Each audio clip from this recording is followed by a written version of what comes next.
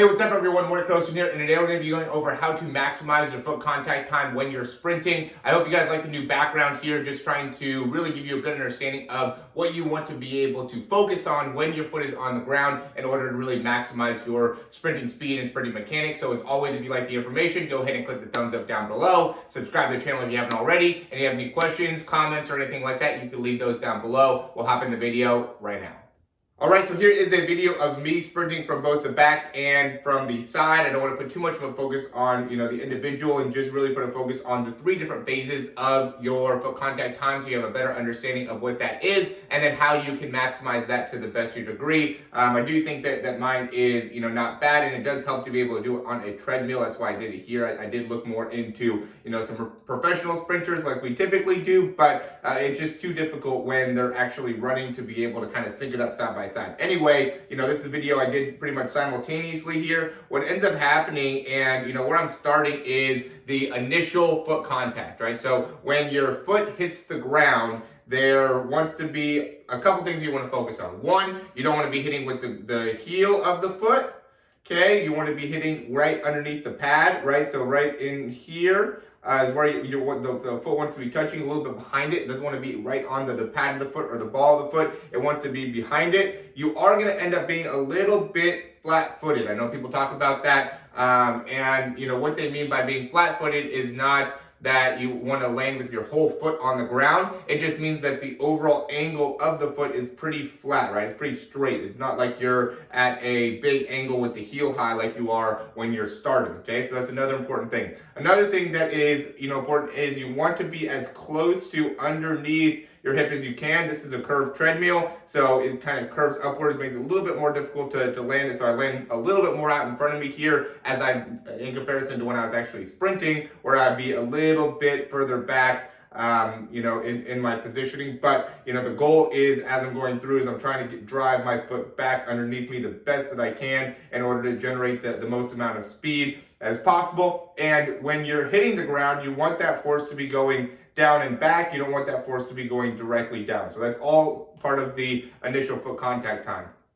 Now, and this is going to put a focus more on this side here, is going to be when we're transitioning, right? So when you're transitioning, you're like absorbing through, right? So all through here is going to be that kind of absorption phase. And you can see for me, like this is a good example of when my foot collapses, right? So you can see I initially hit the ground here, boom, touching the ground, and then you can see how on this side my foot kind of collapses in, my ankle. I've had some right ankle issues in the past, and so I don't think I have as good of stability there in comparison to, like, on the left side. We can see when my foot hits the ground, boom, there's a lot more stability and control there as I'm transitioning through. My foot doesn't roll in as much. Now, there are people that have a great ability to sprint at a high level and they still have that foot pronation or that foot collapsing in. So just because your foot collapses in doesn't mean it's the end of the world, but you do want to have stability there. What ends up happening is I'll see guys that end up during this phase, their foot's kind of transitioning over side to side,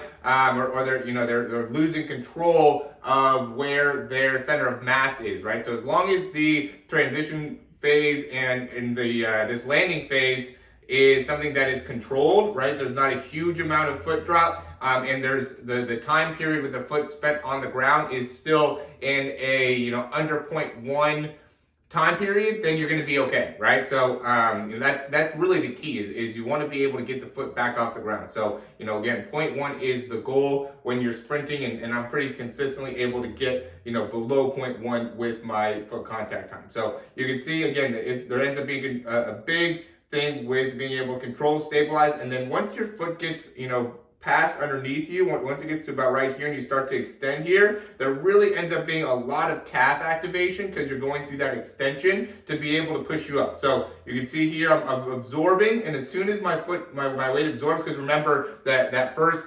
third of time period when your foot's on the ground, you're trying to put downward force. So, here, all my force is going into the ground. So now I'm absorbing through the ground right here. And then through this phase, now I'm starting to rebound back up, push back up off the ground. I'm trying to get as much vertical push as I possibly can as I'm going through. So that's going into this stage right here, trying to push back up vertically to get that heel all the way facing straight up. as I begin my leg cycle back through. So now the last phase is that toe off. Now, what's important with the toe off is just the control of that foot. So you don't want to end up pushing off and making it so you end up being stuck with your foot back behind you. No knee bend coming forward, right? So you can see as soon as I push off, I start driving the knee through. You also don't want to be turning the foot to either side. That gives you a great understanding of how well you're able to absorb the landing, is how well your foot pushes off the ground. So if your foot kind of comes inwards a good amount, right, and you're kind of crossing over inwards, now you know that you have a hard time kind of stabilizing and pushing off the full extension within the foot. You end up kind of pushing more on the outside part of the foot, makes it so your foot goes in. If you're too much on the inside part of the foot will go out. So that gives you a good understanding of where you're at with the push. You can see from my foot, I'm able to generate it right back through. Basically, I'm a little bit on the outside, maybe I kind of push a little bit inwards,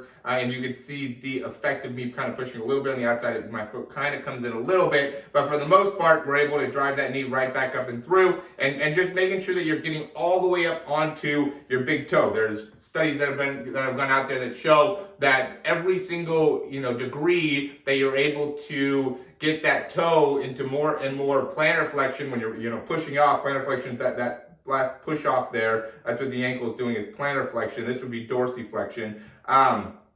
But every more degree that you get, there ends up being a huge impact on the power production that you're able to get out of that joint. And so it's really important to be able to get all the way up onto that big toe as you're pushing off. And there's a lot of great range of motion exercises you could do for your toes that really help you in being able to run faster. So just make sure that you have a lot of strength in your toes as you're sprinting and as you're pushing off, in order to make it so you're able to get that vertical force and then transition through very effectively. All right?